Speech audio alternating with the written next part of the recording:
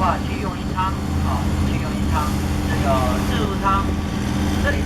边上的那种房子破破烂烂的那个右手边，这个呢是水上人家以前呢这个世界以前就是这样子建了好久，现在这个地方还有人住稍微地区差一点的，还有人住这样的有些时候蛇爬上去了，蛇就在旁边了，很不少蛇这里飘过来，它还会跑进去的但是泰国人还是习惯泰国人还是习惯，还是吓不到他们你说社会经济可以的，他会搞一些什么呢？餐厅酒店建在这个湄南河边上，但行从的呢，他也是没那个能力的这样子我们这里过去很快就会到达那边了，所以呢